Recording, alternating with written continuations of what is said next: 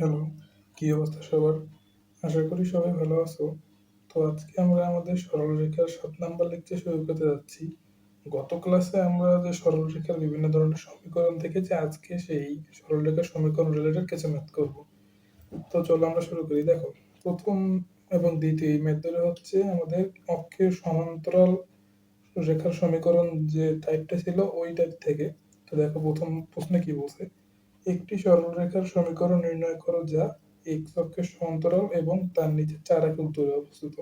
তো দেখো আমরা যদি এটা একটু চিত্রটা অঙ্কন করার ট্রাই করি, যে এটা হচ্ছে এক্স অক্ষ এবং এটা হলো ওয়াই অক্ষ। বলছে কি দেখো, যে এমন একটি সরলরেখার সমীকরণ নির্ণয় করো যার এক্স অক্ষের সমান্তরাল এবং তার নিচে 4 একক দূরে অবস্থিত। অর্থাৎ এই হচ্ছে, এটা তো আমাদের এক্স অক্ষ, এটা সমান্তরাল এবং এটার নিচে হচ্ছে 4 একক দূরে অবস্থিত। অর্থাৎ এখানে এরকম একটা সরলরেখা এবং এই দূরত্বটা হচ্ছে কত, 4। কিন্তু দেখো ভাই, এটা যেহেতু বলছে এক চোখের নেগেটিভ দিকে, তাহলে দেখো এই যে একটা বিন্দু আছে ওই অক্ষের উপর, তাহলে এই বিন্দুটার স্থানাঙ্ক হয় কত, 0, -4, তাই না?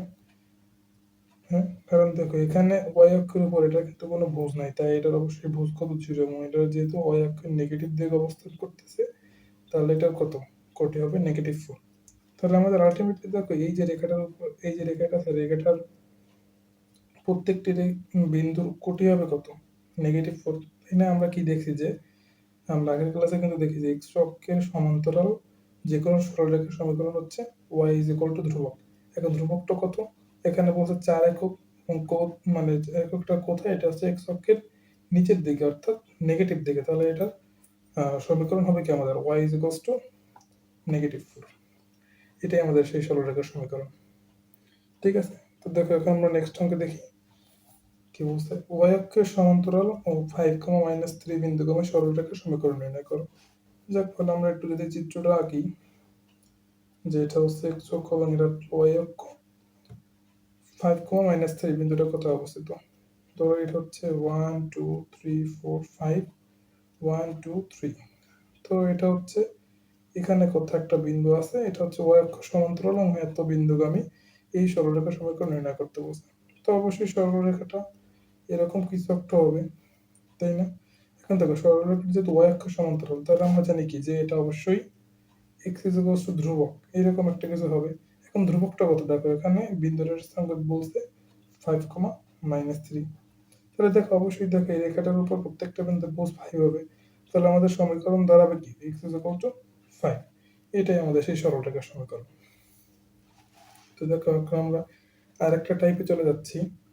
এখানে কি বলছে, যে যদি ই কমা B, a prime comma B prime, A minus A prime comma B minus B prime বিন্দুর দ্বারা সমরেখ হয়, তবে দেখা যায় তাদের সংযোজক রেখাটি মূল বিন্দু দিয়ে যায় এবং A B prime is equal to prime, এটা প্রমাণ করতে বলছে। তো আমরা জানি কি, যদি কোনো বিন্দুর দ্বারা সমুদ্র হয় তাহলে অবশ্যই কি তাদের ঢাল সমান। তো আমরা সেই কনসেপ্টটা খাটাই। দেখো এখন দেখে আমরা প্রথম দুইটা বিন্দুর জন্য নেই, তারা হচ্ছে এম, সরি, প্রথমে হবে কোটিদের পরিবর্তন B minus B prime divided by হবে A minus A prime is equals to কি হবে, এখন আমরা প্রথম আর তৃতীয় বিন্দুর একটা নেই, তাহলে কি দাঁড়ায় দেখো,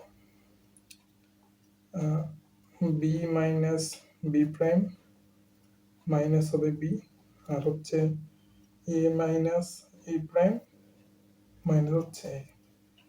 তো একটু আমরা ক্যালকুলেশন করি, তাহলে কি দেখো, b minus B prime divided by A minus A prime is equals to হচ্ছে, উপরে থাকে মাইনাস বি প্রাইম, নিচে থাকে minus A prime.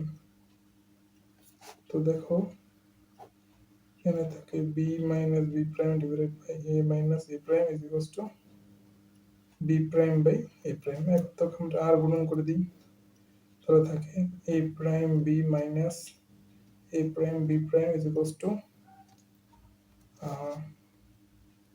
A B prime minus A prime B prime. তো দেখো এখন উভয় পক্ষ কিন্তু মাইনাস এ প্রাইম বি প্রাইম মাইনাস এ প্রাইম বি প্রাইম আছে, তো আমরা উভয় পক্ষ থেকে কেটে দিতে পারি। তাহলে থাকে আলটিমেটলি দেখো যে A prime B is equals to A B prime, অতএব A B prime is equals to A prime B. দেখো আমাদের কিন্তু একটা প্রমাণ হয়ে গেছে। তাই না? তো এখন দেখো আমরা একটা পরবর্তীতে যাই, বলছে যে দেখাও যে তাদের সংযোগ রেখাটি মূল বিন্দু দিয়ে যায়। তো বলে আমরা কিন্তু দেখছি যে দুটি বিন্দু দেয়া থাকলে দুই বিন্দুক্রমে সরলরেখার সমীকরণ কেমন। তো এখান থেকে আমরা যে কোনো দুইটা বিন্দু নিয়ে কাজ করি, সেই সরলরেখার সমীকরণটি নির্ণয় করার চেষ্টা করি। তো দেখো যে সরলরেখাটির সমীকরণ, সরলরেখার সমীকরণ দেখো কি বলছিলাম সূত্রে, প্রথম হলো x মাইনাস এক্স ওয়ান, ধরো আমরা এই দুইটা বিন্দু নিয়ে কাজ করব। তো দেখো x minus x one divided by x one minus x two is equals to y minus y one divided by y one minus y two. তো দেখো আমরা একটু কাজ করি যে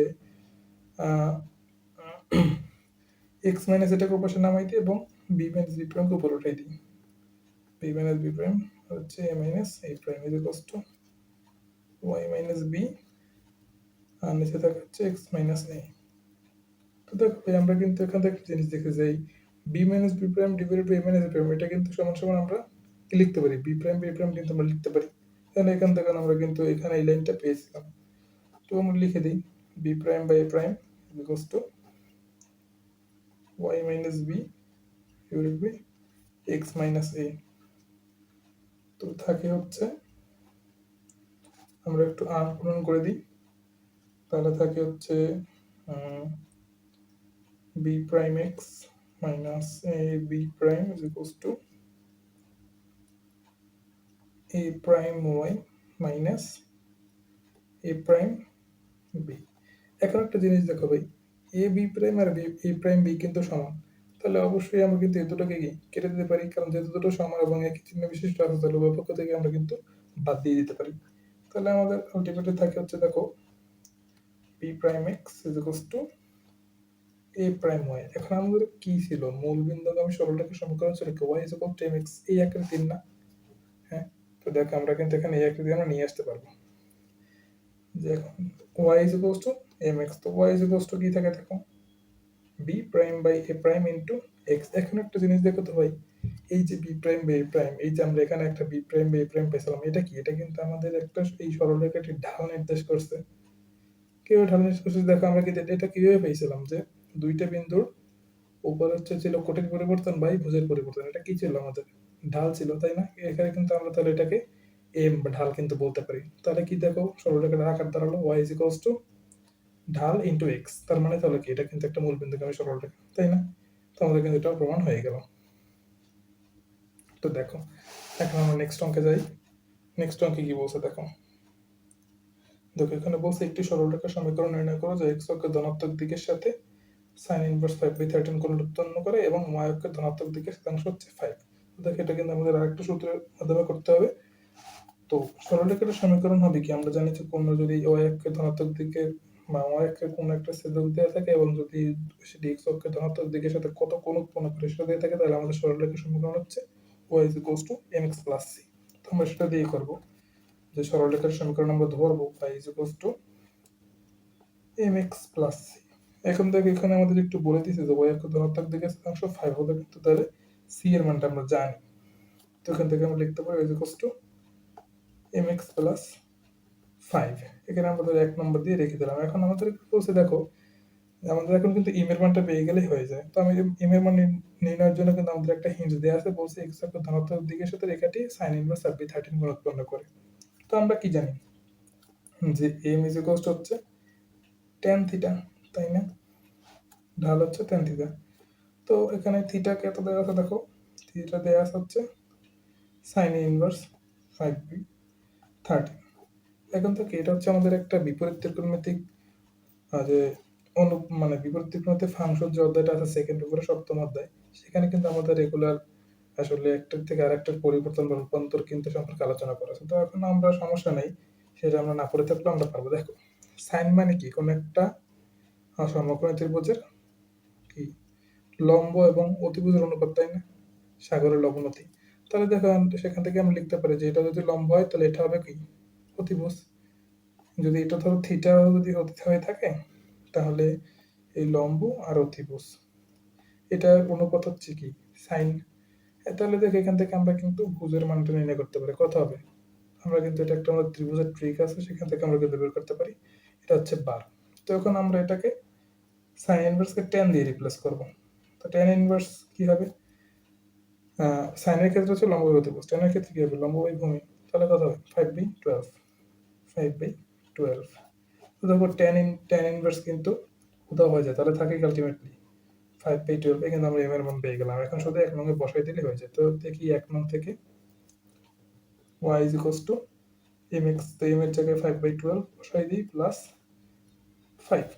তো আলটিমেটলি থাকে 12y is equals to 5x plus 60। এটাই কিন্তু আমাদের সেই সরলরেখার সমীকরণ। ঠিক আছে? তো দেখো আমরা নেক্সট অঙ্কে যাই। এখানে কি বলছে? একটি সরলরেখার সমীকরণ নির্ণয় করো যে x অক্ষের ধরো ঋণাত্মক দিকের সাথে 135 ডিগ্রি কোণ উৎপন্ন করে এবং 2,1 বিন্দু দিয়ে যায়। তো ভাই এটা কিন্তু আমাদের একটা টাইপ যে এক বিন্দুগামী সরলরেখার সমীকরণ। এক বিন্দুগামী সরলরেখার সমীকরণ কি ছিল? y minus y1 is equals to m into x minus x1, তাই না? তো দেখো এখন কিন্তু x1 y এর মান কিন্তু তোমার দেয়া আছে, তো আমরা একটু বসাই দিই এখানে। y minus 1 is equals to হচ্ছে m into x minus 2।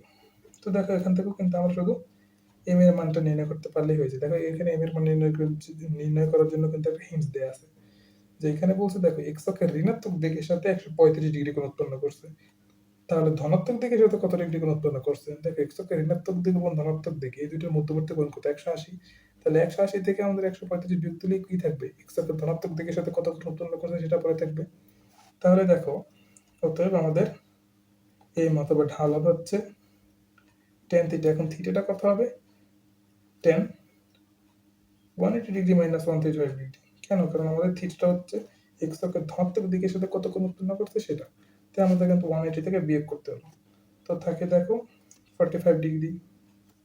তো হচ্ছে এটার মান কত? 1। তো এখন আমরা যদি 1 নং সমীকরণে m এর মান বসাই দিই, তাহলে কিন্তু আমরা কি সরলরেখার সমীকরণ পেয়ে যাব। থাকে হচ্ছে y minus 1 is equals to 1 into x minus 2। তো ক্যালকুলেশন করলে থাকে x minus y is equals to 1। এটাই আমাদের সেই সরলরেখার সমীকরণ। হ্যাঁ, তো দেখো এখন আমরা নেক্সট অঙ্কে যাই। দেখো এখানে এটা হচ্ছে আমাদের দুই বিন্দুগামী সরলরেখার সমীকরণ। ওকে, তো দুই বিন্দুগামী সরলরেখার সমীকরণ কি? x minus x1 divided by x1 minus x2 is equals to y minus y divided by y1 minus y2। আমরা সেই সূত্রতেই করে ফেলবো। তো আমরা ডাইরেক্ট লিখে দিই যে রেখার সমীকরণ হচ্ছে x minus x1 divided by x1 minus x2 is equals to y minus y1 divided by y1 minus y2। তো এটা ক্যালকুলেশন করলে আমাদের কিন্তু সমীকরণটা চলে আসবে। তাহলে x minus y divided by b, এখানে থাকে হচ্ছে y minus b divided by হচ্ছে মাইনাস a। তো আমরা আর গুণন করি minus ax plus a square is equals to yb minus b square। না সরি, একটু ভুল হলো, কিন্তু বিবি তো কাটা যায় না, এখানে হচ্ছে 2b minus a। Sorry sorry, লাইনটা একটু ভুল হয়ে গেল। এখানে হচ্ছে থাকে হচ্ছে 2b minus a into x minus 2ab plus a square। হ্যাঁ, আর এখানে থাকে হচ্ছে by minus b square। তো আমরা জাস্ট একটু সবগুলোকে বাম পাশে নিয়ে এসে তাহলে থাকে হচ্ছে 2b minus a into x minus by plus a square minus 2ab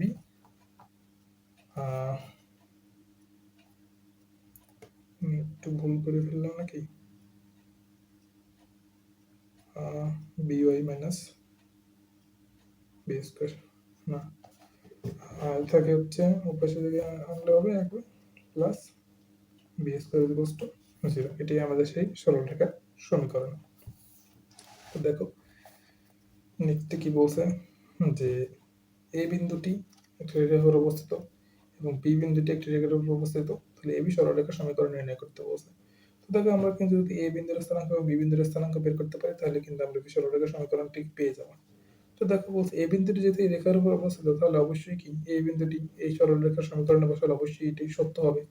তাহলে দেখো আমাদের যদি এই বিন্দুটাকে এই রেখার উপরে বসাই দিই রেখার সমীকরণে, তাহলে থাকে কি থাকে হচ্ছে 6h minus K is equals two 1।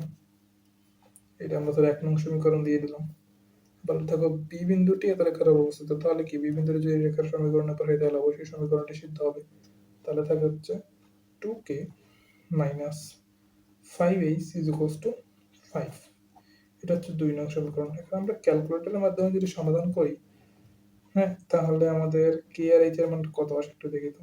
H is equals two what এবং K is equals two what.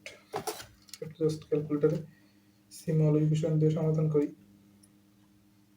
6 minus 1 is equals to 1 minus 5 2 5। দেখো এখানে h এর মান হচ্ছে 1 আর y এর মান আসে 5, মানে h এর মান 1 আর k এর মান হচ্ছে 5। তাহলে দেখো আমাদের a বিন্দুর স্থানাঙ্ক দাঁড়ায় কত? a বিন্দুর স্থানাঙ্ক দাঁড়ায় হচ্ছে 1,5 আর b বিন্দুর স্থানাঙ্ক দাঁড়ায় হচ্ছে 5,1। তো দেখো আমাদের কিন্তু এখন এই সরলরেখার সমীকরণটা নির্ণয় করতে হবে। এটা কি দুই বিন্দুগামী সরলরেখার সমীকরণ, তাই না? তাহলে দেখো এই বি রেখার সমীকরণ, এই বি সরলরেখার সমীকরণ, এটা হচ্ছে কি x minus 1 divided by 1 minus 5 is equals to y minus 5 divided by,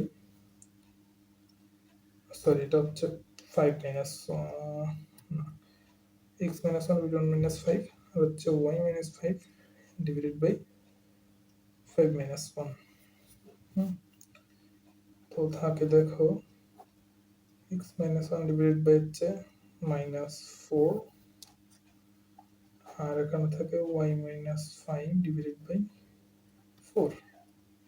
তো কাটাকাটি করতে প্রশ্ন মাইনাস 1 থাকে, আমরা যদি মাইনাস 1 টাকে আর গুণন করে দিই তাহলে হচ্ছে x minus 1 is equals to minus y plus 5। তো আলটিমেটলি থাকে x plus y is equals to 6। এটাই আমাদের এই সরলরেখার সমীকরণ। হ্যাঁ, তো দেখো এখন আমরা একটা নেক্সট অঙ্কে যাই। এটা দেখো ঢাকা বিশ্ববিদ্যালয়ে আসছিল, খুবই সহজ একটা অঙ্ক। যদি আমরা একটু গ্রাফ অঙ্কন করে তাহলে কিন্তু আমাদের খুব তাড়াতাড়ি অঙ্কটা হয়ে যাবে। ঠিক আছে, তো দেখো আমরা একটু গ্রাফ আঁকার ট্রাই করে। প্রথমে ধরো এটা হচ্ছে x অক্ষ, এটা হলো y অক্ষ। দেখো x minus 2 is equals to 0, এটাকে আমরা একটু মডিফাই করে কি বলতে পারি, x is equals to 2, তাই না? তাহলে x is equals to 2 কেমন রেখা? y একক সমান্তরাল রেখা, যেটা y অক্ষ থেকে কত একক দূরে অবস্থিত? 2 একক পরিমাণ দূরে অবস্থিত, অর্থাৎ ধরো এখানে কত হবে? এটা হচ্ছে x is equals to 2 রেখা। লিখে রাখি x is equals to 2 রেখা। একটা রেখা বলছে কত, x minus 4 is equals to 0, এটাকে আমরা একটু মডিফাই করে বলতে পারি x is equals to 4 রেখা। তাহলে সেটা কত? সেটাও এরকম কোন একটা রেখা হবে যেটা y অক্ষের সমান্তরাল এবং এটা হচ্ছে 4 একক দূরে অবস্থিত। x is equals to 4। একটা রেখা বলছে কি দেখো y is equals to, এটাকে কি মডিফাই করে লিখতে পারি কি y is equals to 4, তাই না? তাহলে সেটা কি x অক্ষের সমান্তরাল, হ্যাঁ, এবং এবং x অক্ষ থেকে কত একক দূরে অবস্থিত? 4 একক দূরে অবস্থিত ধনাত্মক দিকে। তাহলে এখানে কোথাও এরকম একটা রেখা হবে। চিহ্নিত করে রাখি, নাহলে আমরা মানে গুলিয়ে ফেলবো। তো এটা হচ্ছে y is equals to 4 রেখা। আরেকটা রেখা বলছে দেখো y is equals to 6, এই রেখাটা। তাহলে দেখো এই রেখাটাও এরকম x অক্ষের সমান্তরাল কোন রেখা হবে যেটা x অক্ষ থেকে কত একক দূরে অবস্থিত? 6 একক দূরে অবস্থিত। y is equals to 6। দেখো এখন আমরা যদি একটু স্থানাঙ্কের কনসেপ্টটা কাটাই তাহলে কিন্তু আমরা প্রত্যেকটা বিন্দুর স্থানাঙ্ক নির্ণয় করতে পারবো। কিভাবে দেখো, দেখো এইটা হচ্ছে x equal to 2 রেখা, অর্থাৎ এই দূরত্বটা কত? এই দূরত্বটা হচ্ছে অবশ্যই 2, তাই না? আবার দেখো এই যে রেখাটা আছে, এই রেখাটার উপর প্রত্যেকটা বিন্দুর কোটি কত? 4। তাহলে কিন্তু আমরা এই বিন্দুর একটা জিনিস জানি যে এই বিন্দুটার উপর কোটি কত হবে? 4 হবে। আবার দেখি বিন্দুটার ভুজ কত, সেটাকে আমরা জানি, এটা হচ্ছে x অক্ষ থেকে 2 একক পরিমাণ দূরে অবস্থিত। তাহলে এই বিন্দুটার স্থানাঙ্ক কত? 2,4। আবার এই ক্ষেত্রে দেখো এটার কোটি কত? 4, তাই না? কারণ যেহেতু মানে x অক্ষ থেকে 4 একক দূরে অবস্থিত, হচ্ছে y is equals to 4 রেখা, তার মানে এই রেখার উপর প্রত্যেকটা বিন্দুর কোটি 4। আর দেখো এখানে কিন্তু আমাদের x এর এই যে ভুজটা আছে এই থেকে এই পর্যন্ত, এই ভুজের মান কত? এটাও কিন্তু 4, এটা কিন্তু আমরা রেখা থেকে পেয়েছি। তাহলে আমাদের বিন্দুটার সময় মানে স্থানাঙ্ক দাঁড়ায় কত? 4,4। আবার দেখো এটা হচ্ছে y is equals to 6 রেখা, তাহলে কি এটার কোটি 6 এবং এই রেখার উপর কিন্তু আমরা ভুজ কত? সর্বদাই 4 হবে। তাহলে এই বিন্দুর স্থানাঙ্ক হচ্ছে 4,6। একইভাবে এই বিন্দুর স্থানাঙ্ক কত হবে দেখো, এটা হচ্ছে এই থেকে এই পর্যন্ত হচ্ছে 2 এবং এই থেকে এই পর্যন্ত কত হচ্ছে 6, তাহলে এটা হচ্ছে 2,6। তো এখন বলছে কর্ণদ্বয় সমীকরণ নির্ণয় করো। তো কর্ণদ্বয় সমীকরণ কিভাবে নির্ণয় করো? দুই বিন্দুগামী সরলরেখার সমীকরণ, একটা হচ্ছে এইরকম আর একটা হচ্ছে এরকম যাবে। তো দেখো আমরা সিম্পল ভাবে আমরা নির্ণয় করতে পারি। প্রথমে ধরো আমরা এই কর্ণের স্থানাঙ্ক যদি মানে সমীকরণ যদি নির্ণয় করতে যাই তাহলে কি থাকে দেখো, থাকে হচ্ছে x minus 2 divided by 2 minus 4 is equals to থাকে হচ্ছে y minus 6 divided by হচ্ছে 6 minus 4। তো এখান থেকে ক্যালকুলেশন করলে আমরা পাবো x minus 2 is equals to হচ্ছে minus y plus